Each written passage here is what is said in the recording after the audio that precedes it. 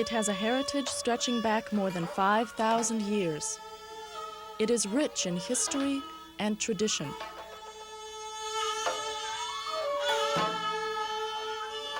It is a country which has suffered tragedy and triumphed. It is the land of the morning calm, pearl of the Orient, the old hermit kingdom, and today, a roaring tiger.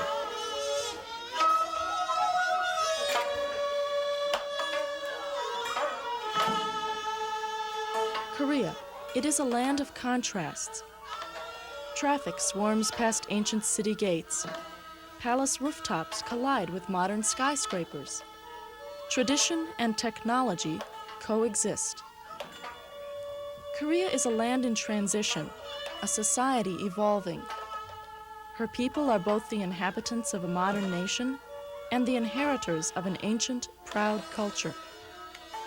Today, they face a unique challenge: to hold on to their cultural legacy while they leap into the 21st century. Seoul is the heart of South Korea, the center of industry and government, and home to 10 million of her people. Space is valuable. Above ground, taxis, cars, and buses jam the roadways. Below the pavement, subways carry commuters, and underground walkways are home to small shops and peddlers. Seoul is a modern city, but even here, ancient Korea is just around the corner. Eastgate Market. This sprawling complex is a modern anachronism. Vendors sell from carts and curbs, much as they did in traditional times, when barter was the means of exchange. Inside, shoppers haggle over everything from silk to squid. Delivery people are just as likely to transport goods on a bicycle or A-frame as a motorized vehicle. Visit the countryside and you will truly see the face of old Korea. Here, Korean men may still perform the farmer's dance, as field workers traditionally did at harvest time, while women wash their clothes in nearby streams. Rural people live much like their ancestors did. Most are farmers, raising rice and other crops on family-owned plots of land less than 3 acres large. Korean villages look much as they did centuries ago. Houses cluster together on hillsides and in valleys, surrounded by rice paddies and the graves of village forefathers. These burial mounds are testimony to the strength of Korea's main cultural philosophy, Confucianism. Confucianism is a detailed ethical code that defines appropriate behavior toward both the living and the dead. Modern Koreans still visit their ancestors' graves twice each year, honoring them with a ceremonial presentation of food and gifts. The strong group orientation of Korean social activity is a cultural phenomenon largely the heritage of Confucianism. Confucianism defines individuals strictly in terms of their relationship to other social groups. Human relations are part of the overall universal order. In order to maintain the natural harmony of the universe, men and women must behave according to a strict hierarchical code of behavior. This philosophy is represented in Korea's modern-day flag. The 4 sets of bars in its corners symbolize the principle of universal harmony. Heaven and earth, fire and water, all are elements of opposition and balance. The interlocking red and blue commas also represent universal harmony and the constant movement that maintains the balance of the cosmos. Human relations are part of that balance. In the words of the Confucian scholars, between father and son there should be affection, between ruler and minister there should be righteousness, between husband and wife there should be attention to their separate functions, between old and young there should be a proper order, and between friends there should be faithfulness. Life in Korea's countryside is not entirely as it was in traditional times. Rural Korea, like urban Korea, is a world of old and new.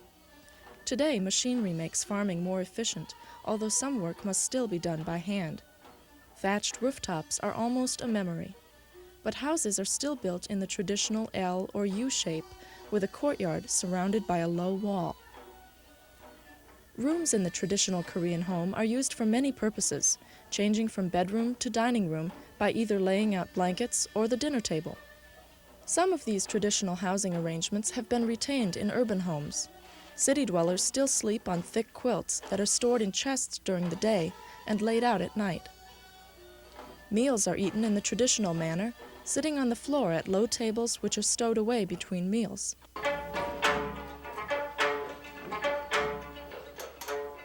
The flavors of Korean food are as lively as the colors.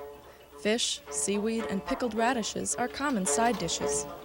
Rice is the staple food, and of course, there is kimchi.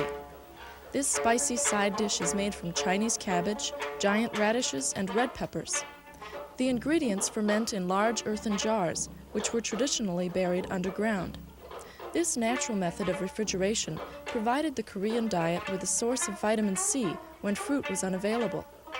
Today, kimchi still accompanies almost every Korean meal all year long, although kimchi pots are not always buried. Today they may stand on refrigerator shelves or on apartment balconies in modern high-rise apartments. The family life inside Korean homes is changing too. Traditionally, each household consisted of several generations. Grandfather, grandmother, their oldest son, his wife and children, and any unmarried brothers and sisters all lived together in the same house. Children grew up surrounded by many older family members who shared the responsibility of teaching them correct behavior. Today, many rural families still live this way, but the average urban household consists of only 2 generations, parents and children. Now, children learn traditional values from their parents or in school, instead of on their grandmother's knee. The place of women in society is also changing. Traditionally, a woman was defined primarily by her function as childbearer. She usually met her husband for the first time at her wedding, since marriages were arranged by parents and professional matchmakers. The new wife occupied the lowest social position at her husband's house until she bore a son. By law, she could be divorced for barrenness, which was defined as the inability to have a male child. Today, more and more Korean women are choosing professional careers. Expectations are changing. The idea of marriage for romantic love is popular now, especially among college students. Parents still help arrange marriages, but after the age of 20, a bride and groom no longer need permission to become husband and wife. They can make the decision of whether to marry. But the wishes of family members are still an important consideration. Family pressure to choose a spouse and to have children quickly is applied with all the persuasive power of the extended family. Clearly, the lives of women are one place where Western trends conflict with traditional Korean values. The meeting of old and new is not always marked by conflict. Education is one area where Confucian values and the demands of modernization harmonize. Koreans place great value on excellence in schooling. They consider it not only the practical way to achieve success, but also, as the Confucian scholars taught, the means to perfecting the inner person. What is he? Korean students are among the most diligent and ambitious in the world. According to one survey, more than 50% of 4th to 6th graders study from 1 to 2 hours at home after their homework is done. Half of those study more than 2 hours after finishing their assignments. The same survey finds that almost 90% of those 4th to 6th graders hope to attend college, and 52% plan to go to graduate school. Most families support these ambitions, even when the costs fall largely on them. Only elementary school is completely free.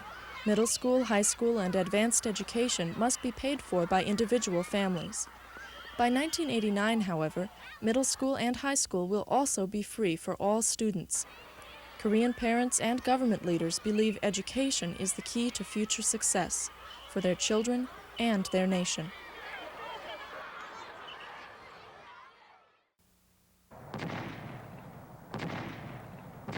The Korean War. 3 years of bloody conflict that split the peninsula in 2. It is probably the most well-known period in Korea's history, But that war represents only 3 short years from a panorama of 5,000. Korea's ancient history is equally dramatic.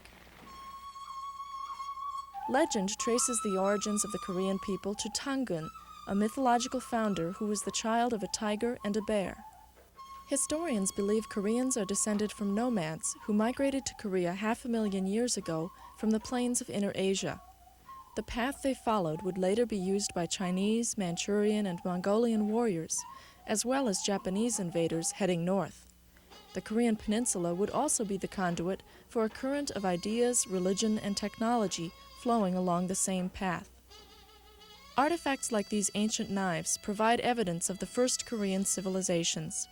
Chosun, the first Korean state, was succeeded by the 3 kingdoms, Koryo, Baekje, and Shilla. Between the 2nd and 4th centuries, all 3 of these independent kingdoms adopted Buddhism as their state religion.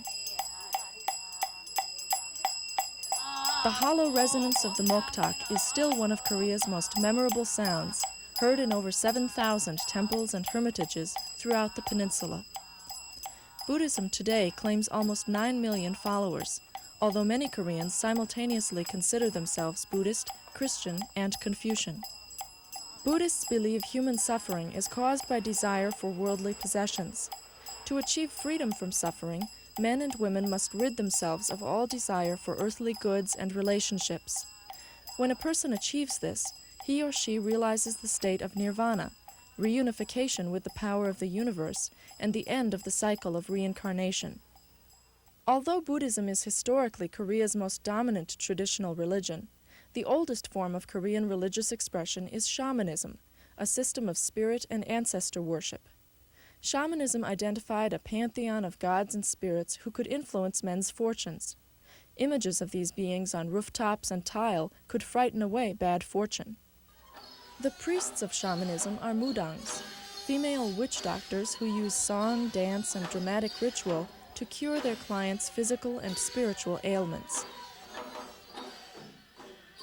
Shilla conquered Koryo and Baekje in the 7th century and unified the Korean peninsula for the first time in history. Korea's foremost national treasure, Bulguksa Temple, was built during this time as Shilla's leaders tried to establish the ideal Buddhist state. During this period, Buddhism spread and became a people's religion, rather than the creed of just the upper class. Today, Shilla's old capital city of Gyeongju is a museum without walls. The huge burial mounds of Shilla royalty remain as monuments to this ancient kingdom. They yield clues to the past, like ancient baby rattles and other treasures. The Koryo Dynasty overthrew Shilla. Murals from the tombs of her leaders are the oldest surviving Korean paintings. The fierce creatures depicted were meant to frighten away evil spirits and protect the deceased royalty. The Koryo kingdom itself needed protection, as Kublai Khan and his Mongol warriors tried to add Korea to their empire.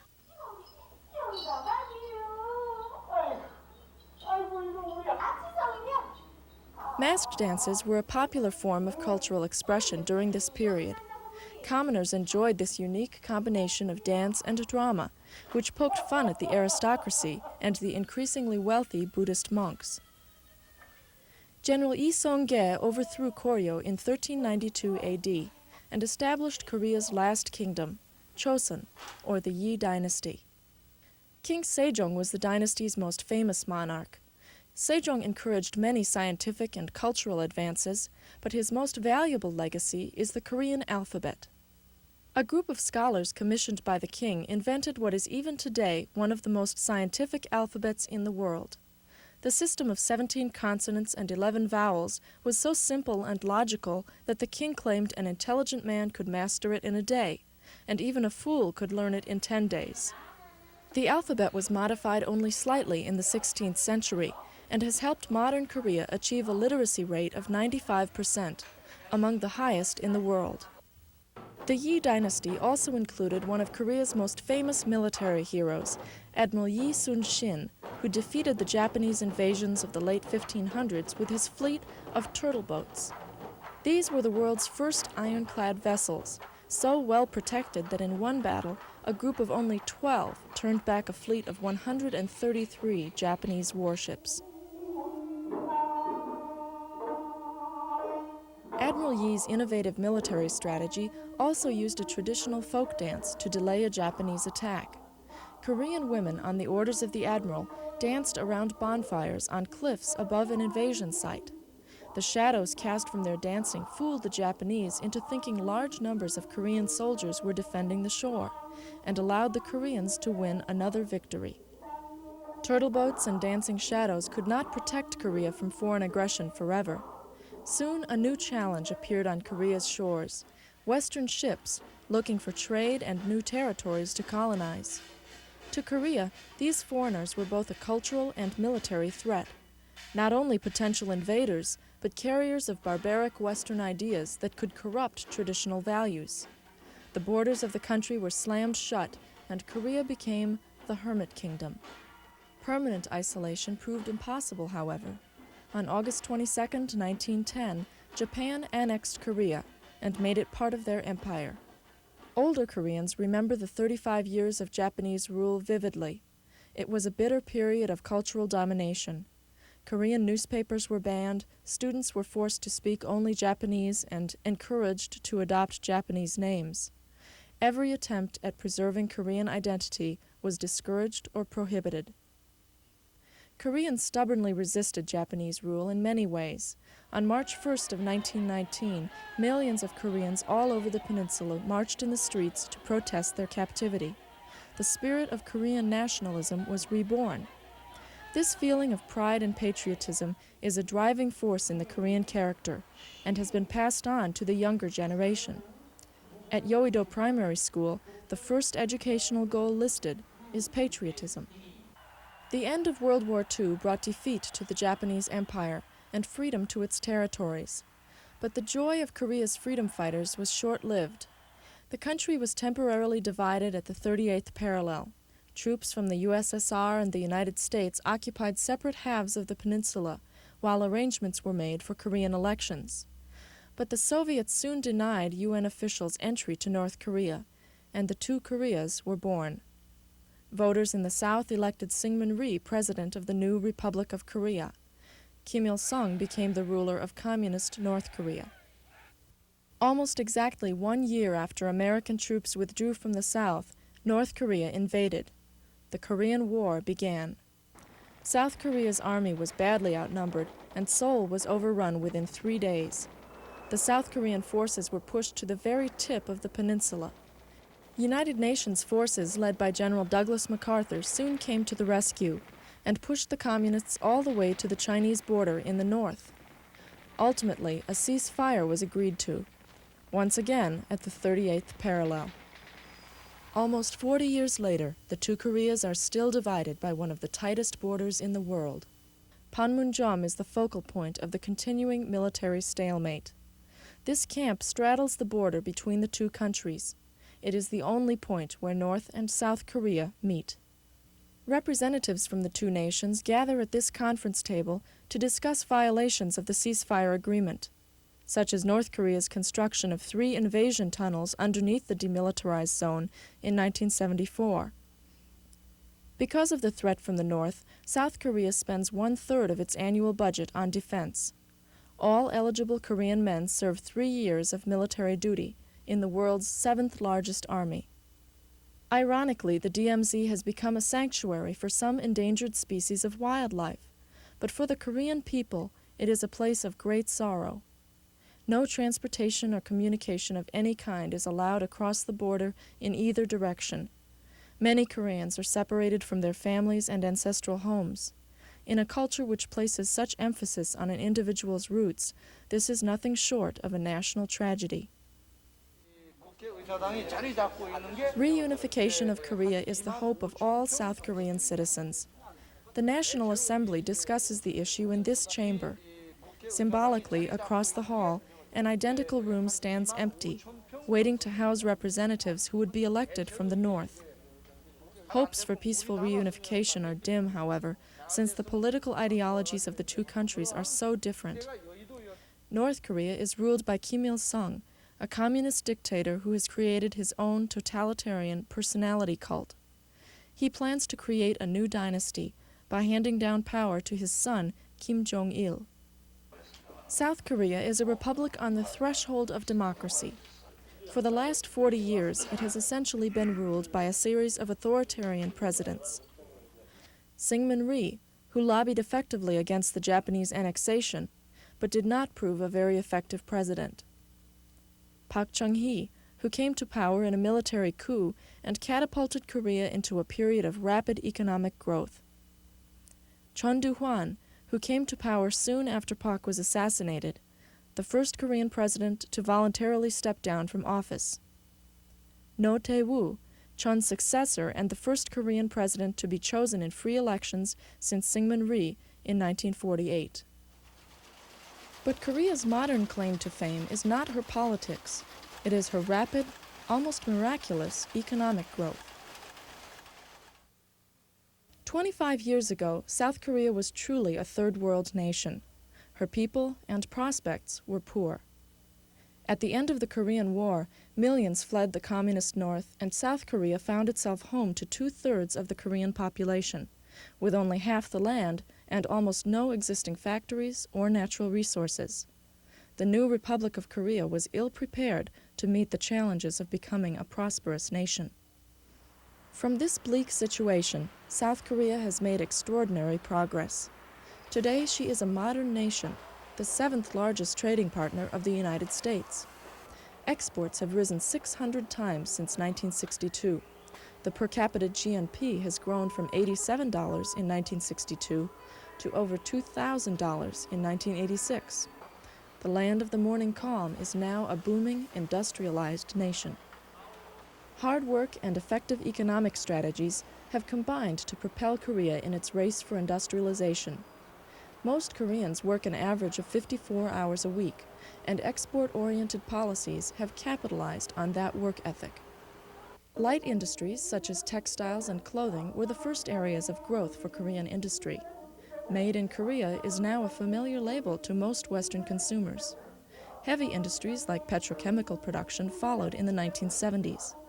Korea is now the world's 11th largest steel producer and home to the world's 2nd largest shipbuilding industry.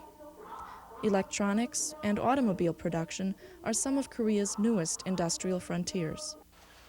The workers in these plants live non-traditional lives. Most live far away from their home villages, since almost all factories are located in large industrial centers. For many, their employer becomes a kind of surrogate family, providing dormitory-style housing, night school classes, and an industrial family with whom they play and work.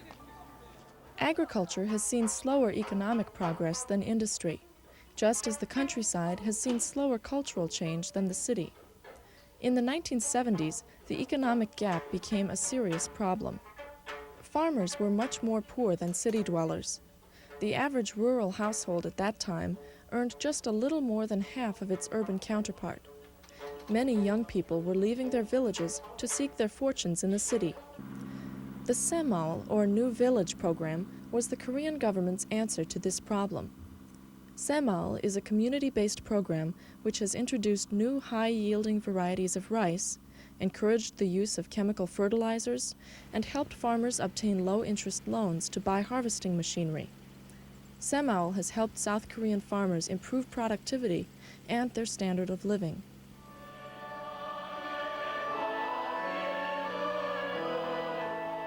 New philosophies as well as new technologies have come to Korea. Christianity is one Western import which has been welcomed. It is Korea's most dynamic religion today. Catholic priests first introduced the faith in 1785. Despite persecution during the Hermit Kingdom period, 78 years later there were 23,000 Korean Christians. Today, there are over 8 million. Not all change is welcomed by the people of the old Hermit Kingdom. Koreans feel strongly the importance of preserving their identity and culture. Preserving traditional music, arts, and crafts is a national priority. The South Korean government designates some artisans as national treasures, considering them as culturally valuable as ancient monuments and palaces. Children are encouraged to learn Taekwondo, an ancient martial art.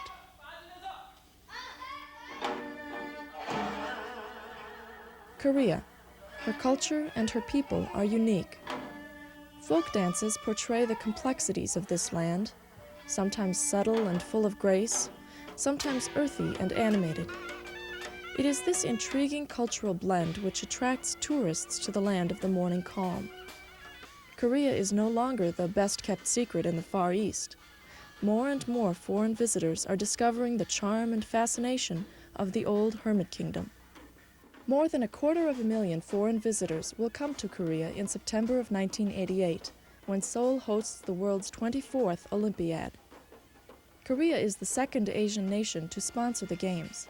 Enthusiasm is widespread, Olympic symbols are everywhere, and some of the finest athletic facilities in the world have been constructed for the Games.